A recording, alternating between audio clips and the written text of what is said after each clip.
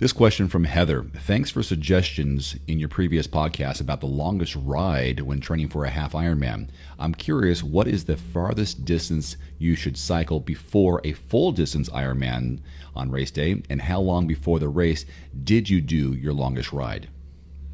So I'll answer the second part first. The longest training day I do before a full Ironman is usually 4 weeks out. Sometimes 3 weeks out, depending on how much I'm doing in that build phase before the taper phase. And my longest ride I've ever done before an Ironman was 120 miles.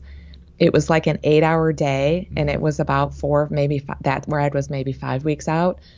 And this was in 2008. And so it just gave me extra confidence to know that 112 miles was doable, and that when you ride over the distance of your race, it just makes that distance mentally as well as physically feel a little bit easier. But generally, most people that I coach, I'm going to try to get them to do a few 100-mile rides. So when they're about 12 weeks out from their race, depending on how long I've been coaching them, I'm going to try to get them to do about 3 100-mile rides within that 12 weeks out. And that's also going to include a transition run or a brick run, a run immediately after the ride. Some athletes will participate in maybe a local group century ride where they're getting a lot of support and aid and riding with other people.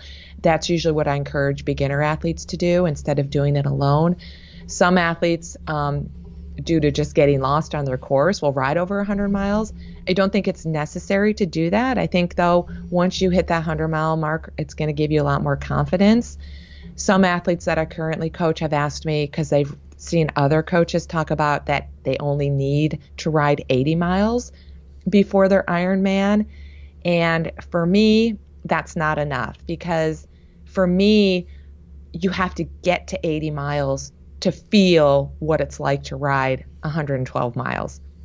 I've gotten to 80 miles in many Ironman races where, maybe I haven't had enough nutrition or my pacing strategy was off, and I get to 80 miles and I'm like done. I'm ready to be off my bike, and I still have 32 miles to go. So I think it's really important that you get beyond that 80-mile mark. That's just my opinion and my philosophy. Again, unless you're really to quote Matt Dixon, time-starved, and you don't have the time to ride more than 80 miles or, roughly 5 hours, then that's fine. Everyone's going to adapt and be a little bit different.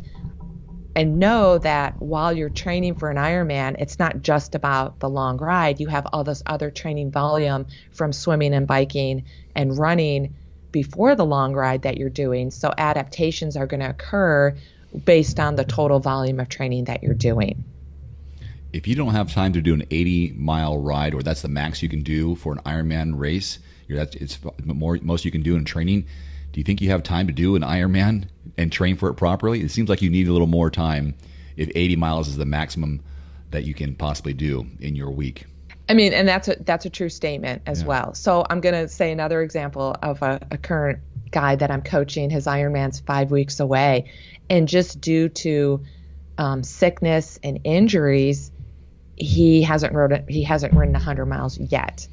It's been planned, but, just due to circumstances of life, he hasn't gotten his 100 miles. So we're just trying to adapt the program, and, in the next 5 weeks, what's going to benefit him most in the next 5 weeks so he can safely complete the Ironman.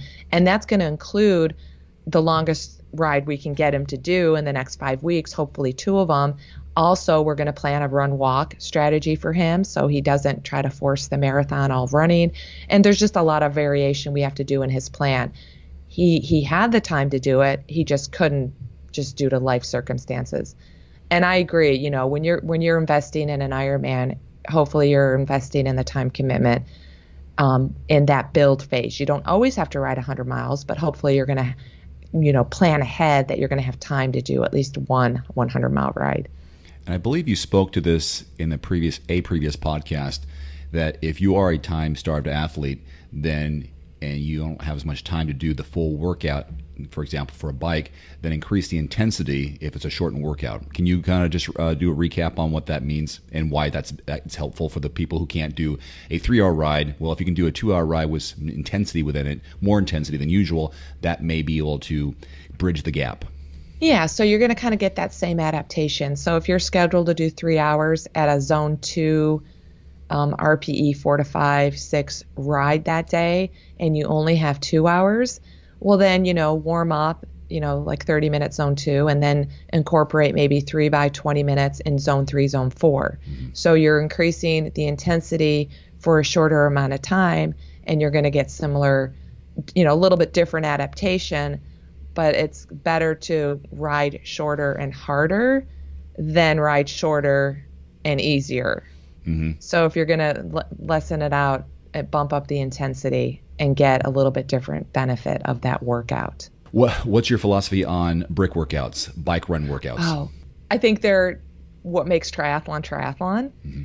is doing those brick workouts, getting your legs ready to run off the bike. So I'd like to incorporate brick workouts very early on in the training plan in the shorter ways, shorter and easier. Just, you go for your hour ride and then you get off and run 10, 15 minutes at no other purpose than to just get off the bike and run and get your legs to feel what it's like to run off the bike. And then over the course of the training plan, those short hour workouts, 15-minute runs get harder. You do, an hour bike ride with the last 30 minutes at your goal race pace, depending on the distance you're training for, and that 15-minute run becomes harder. You build your effort within that 15-minute run.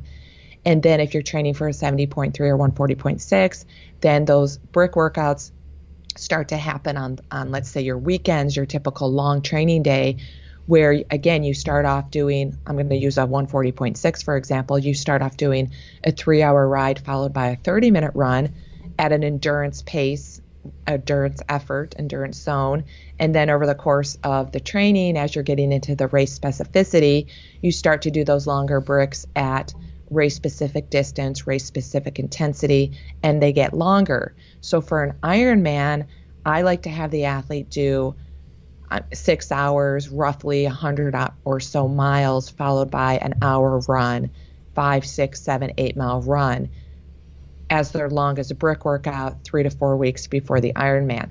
They're not just doing that. This is part of a slow progressive buildup, because progression's important so your body gets those adaptations and you're not going from a 2-hour brick to a 6-hour brick in 1 week. So it's important that you adapt the program based on your lifestyle and time available to train.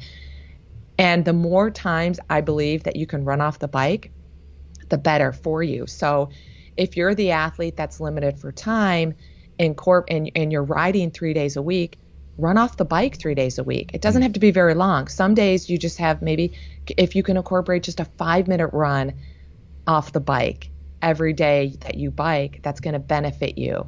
It's just going to lead to certain adaptations that's going to benefit you mentally and physically for the Ironman or even, a sprint or an Olympic distance race.